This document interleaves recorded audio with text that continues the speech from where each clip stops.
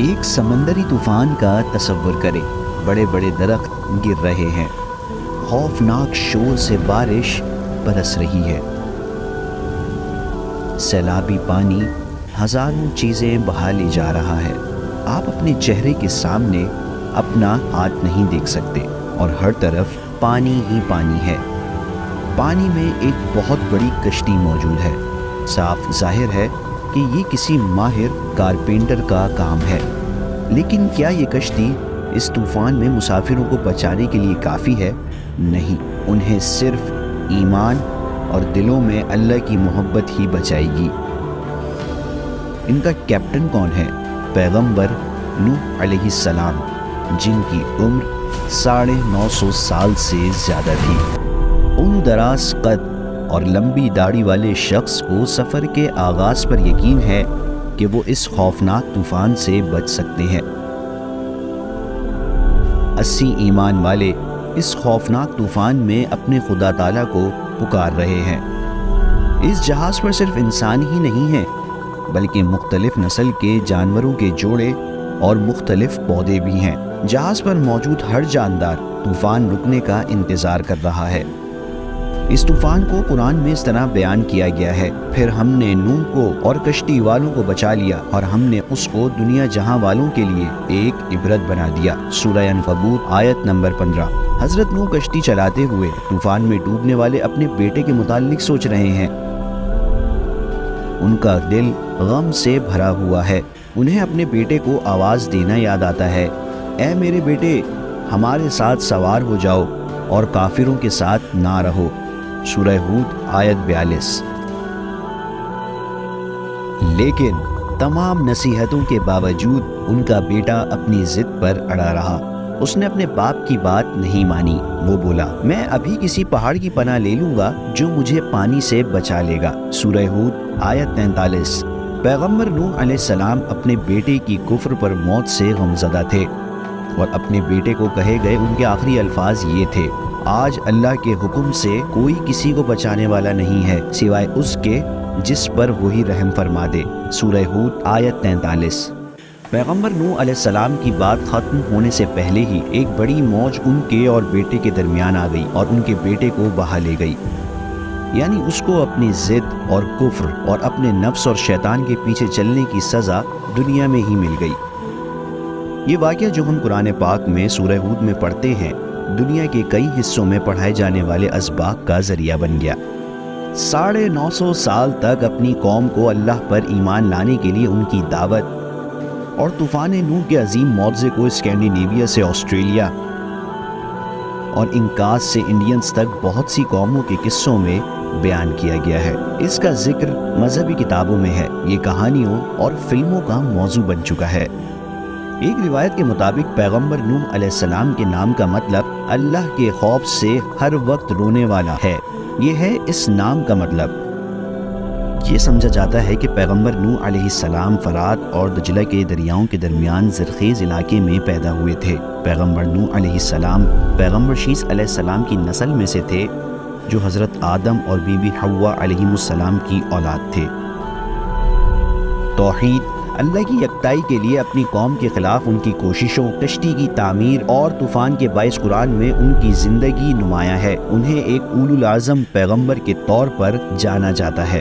دوسرے الفاظ میں آپ بلند ترین رتبے اور عزم و ہمت کے حامل پیغمبروں میں سے ایک تھے، اور ہم نے نوح کو ان کی قوم کے پاس بھیجا تھا، چنانچہ 50 کم 1000 سال تک وہ ان کے درمیان رہے۔ پھر ان کو طوفان نے آ پکڑا اور وہ ظالم لوگ تھے۔ سورۃ العنکبوت آیت 14۔ نوح علیہ السلام، جنہیں پیغمبر بنا کر ایک قوم کی طرف بھیجا گیا تھا، اپنی آخری سانس تک لوگوں کو اللہ کی توحید پر ایمان لانے اور اس کے احکام پر عمل کرنے کی دعوت دیتے رہے۔ انہوں نے ہر ایک کو توحید کی دعوت دی، جیسا کہ سورۃ الاعراف کی آیت 59 میں ذکر ہے۔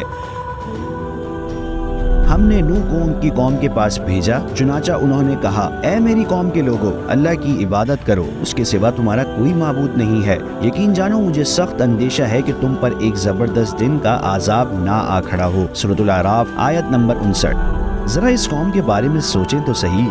بے پناہ دولت کی مالک، نظر کی حد تک پھیلی ہوئی زرخیز زمینیں اور ان کی طرف سے غفلت کی گہری نیند۔ آئے حضرت نوح کی اپنی قوم کے خلاف کوششوں کا کچھ ذکر کرتے ہیں۔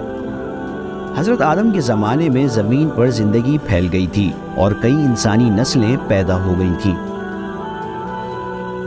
پیغمبر ادریس علیہ السلام کے بعد لوگ ان کی شریعت پر عمل کرتے ہوئے اللہ کی عبادت کرتے تھے اور وہ علماء حق کے راستے پر چلنے کی کوشش کرتے تھے۔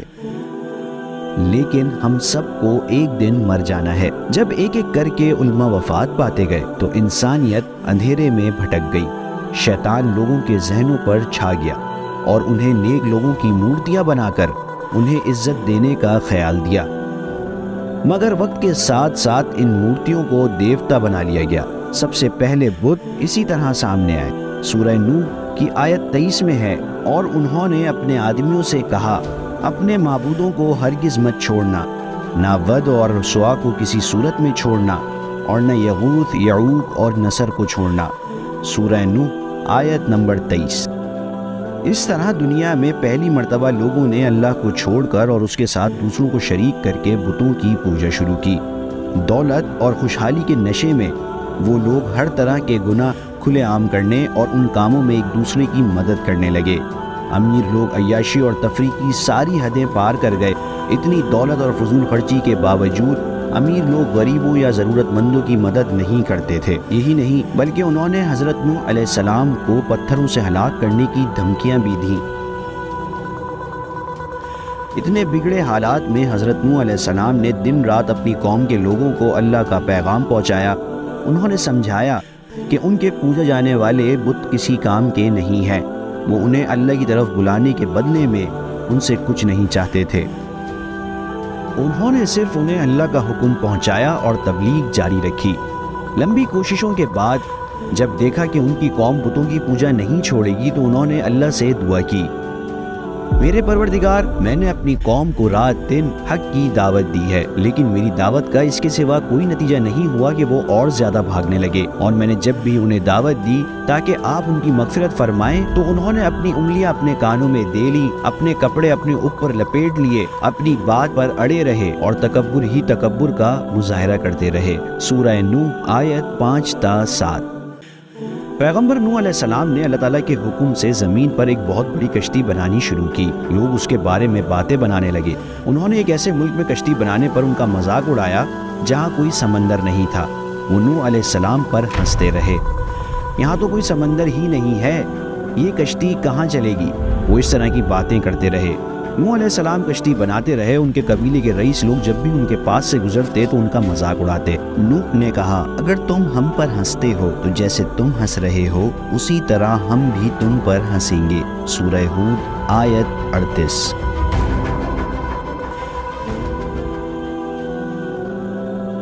نہ تو انہوں نے یہ قبول کیا کہ نوح علیہ السلام کو اللہ نے پیغمبر بنا کر بھیجا ہے، نہ ہی وہ یہ بات سمجھے کہ اللہ نے انہیں کشتی بنانے کا حکم دیا ہے، لیکن نوح علیہ السلام نے ان کے مذاق اڑانے کی پرواہ نہیں کی۔ وہ بہت صبر کے ساتھ کشتی بناتے رہے۔ انہوں نے اپنی کارپینٹری کی مہارتوں کا خوب استعمال کیا اور آخر کار ایک عظیم کشتی بن کر تیار ہو گئی۔ اللہ نے حضرت نوح کو حکم دیا کہ تمام ایمان والوں کو اس کشتی میں سوار کر لیں۔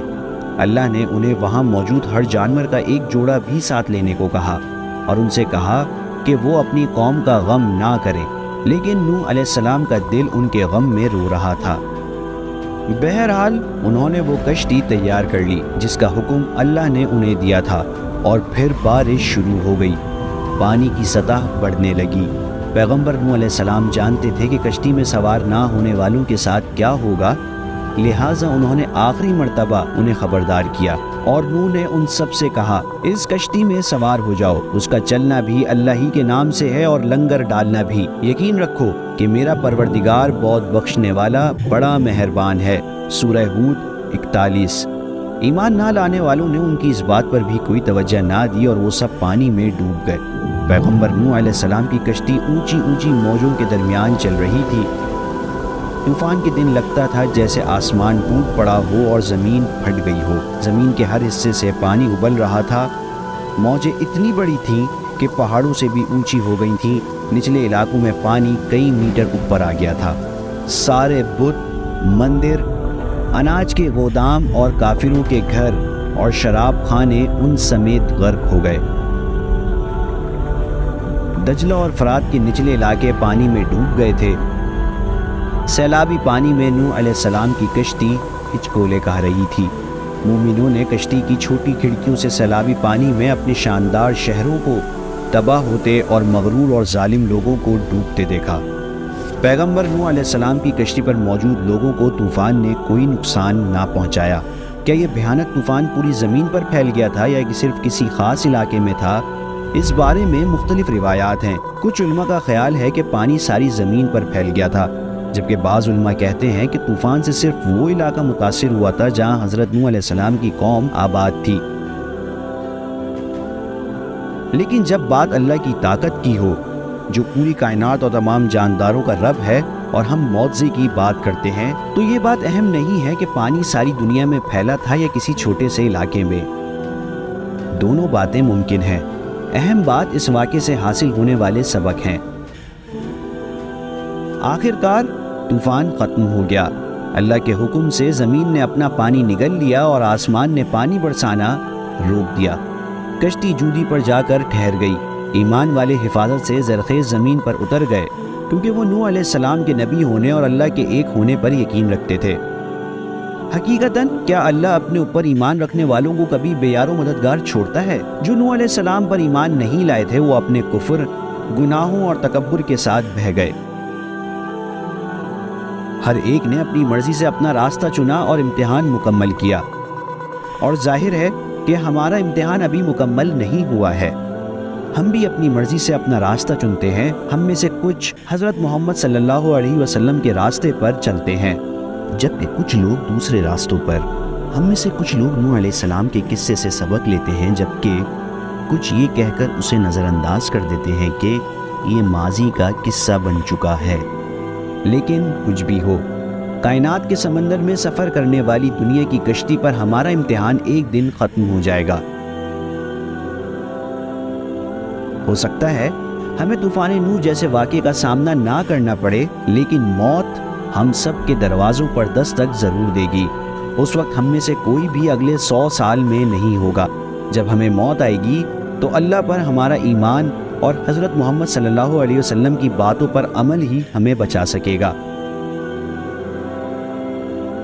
سب سے اہم سوال یہ ہے، کیا ہم ان کی طرح بنیں گے جو حضرت نوح علیہ السلام اور ہمارے پیغمبر صلی اللہ علیہ وسلم پر ایمان لائے،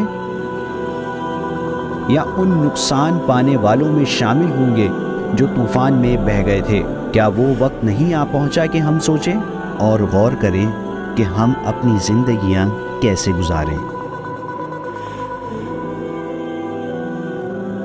السلام علیکم بھائی اور بہنوں، ہم نے دیکھا کہ ہمارے 80% ویورز باشمول اس ویڈیو کے ہمارے چینل کے سبسکرائبر نہیں ہیں۔ جیسا کہ آپ جانتے ہیں، ہم ایک غیر منافع بخش تنظیم ہے اور ہماری ویڈیوز پر اشتہارات غیر فعال ہیں، لہٰذا ہم صرف اس لیے اس کی درخواست کر رہے ہیں تاکہ سچائی کو پھیلایا جا سکے۔ یہ ایک چھوٹا سا عمل لگتا ہے، لیکن انشاءاللہ یہ بہت سے لوگوں کے لیے رہنمائی کا ذریعہ بن سکتا ہے۔ آئیے اب سبسکرائب بٹن پر کلک کریں اور مل کر ٹورڈز ایٹرنٹی کا حصہ بنیں۔